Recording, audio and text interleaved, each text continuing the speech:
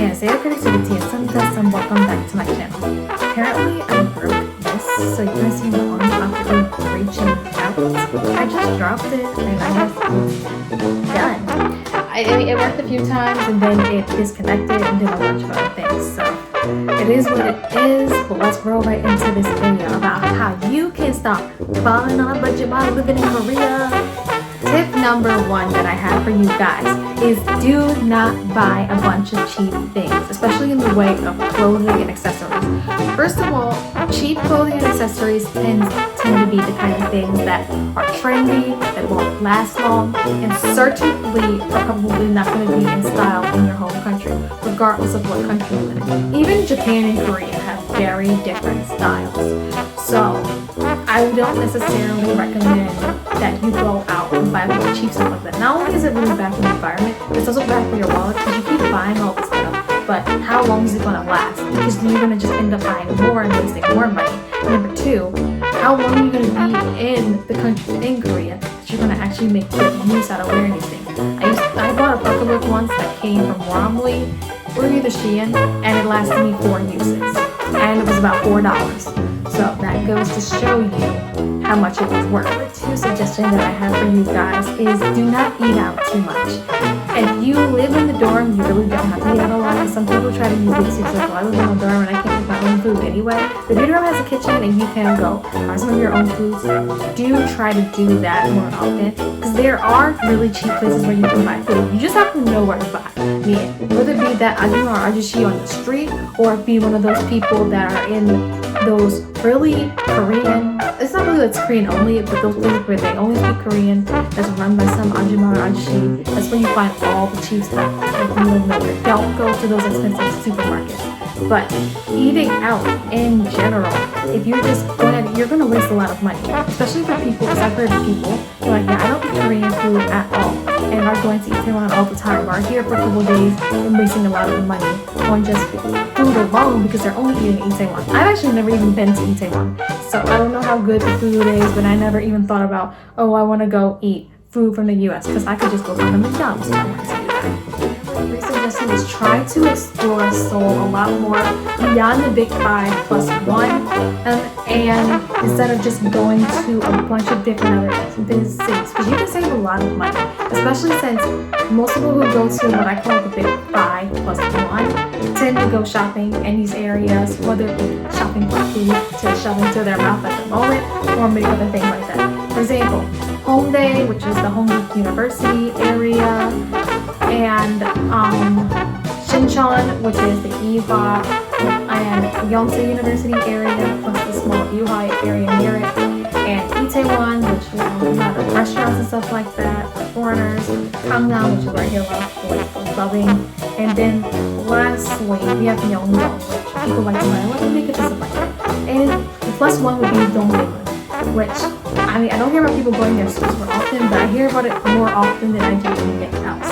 Like, for example, Hapjeong. But those are places that are nice to go to, I suppose. I've only been to Myeongdong one time. But the thing is, there's a lot of other, in my opinion, much nicer places to shop and cheaper places to shop, and with better quality clothes. For example, my favorite areas are Sadam and Shindori. I went to Shindori all the time. I would live in Shindori or Sadam if I could. They're both expensive places to live, unfortunately, so probably not. But they're very, very, very nice areas that I absolutely love going to. So there we have it with that. Like, there's just a lot of places that you might fall in love with, and there's just other things you can do. Like, there's a lot of activities just in Seoul. For example, hiking. You don't even need to go to a mountain to hike, because Korea is just Seoul is very mountainous. You can just go hike through someone's neighborhood and just go see beautiful houses and stuff like that. The thing that I have is try to take the bus everywhere as much as possible and reasonable, so that you can see more of the city. Because while you're just paying the 1,200 won, just to maybe go someplace, you can use that as an opportunity, especially if you have no place in Korea to go. You just choose a random bus and just go sightseeing that way, rather than going on a tour bus or anything like that. Just seeing a lot of different sites and places that you never would have had a chance to see before if you just didn't just decide, I'm going to just be experimental and just choose this random bus. And I loved doing that, because not only was it relaxing, I got to see a lot more Seoul that some people probably haven't even, some really beautiful places that people probably don't even know exist because they haven't done something that like that. Tip and final tip that I have for you guys in this video is try to do free things when you're hanging out with your friends. From going to museums that are free or going on walks. I definitely would love to go on walks with my friends because not only are walks free and I just have to probably maybe pay some money to just get someplace, it's definitely a relaxing and enjoyable experience too, because trails can be really, really long, and if you're anything like me and you can walk for 2 to 3 hours at a time non-stop for no reason, then you definitely would probably enjoy that. I actually can walk probably more than 3 hours at a time, but I was thinking of my time going down along the Dorinchangkang trail, and I just randomly stumbled upon Dorinchan River. So, and I just started walking and it was beautiful. I saw a lot of things underneath the elevated subway that I would have never seen before. Or of line 2, if I never would have seen before if I didn't take that chance. And the fact that when you're sometimes in the subway elevated, you see things differently than when you're down below it. Oh my gosh. I went on a winter day and it was gorgeous. So I highly recommend that when you hang with your friends, you're tight on money, just go take a walk with them. Go spend some money, maybe go to the trail or anything like that.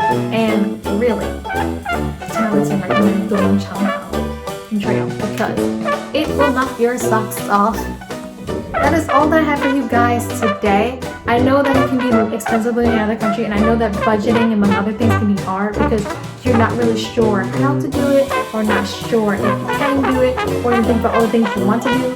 But you definitely need to budget things into it that are important to you. For example, me and going to bathhouses because my favorite bathhouse in the GUI that I have to go back to. If you're really, really conscious about money but you really want to do other things, then definitely try to save up money for what you really want to do.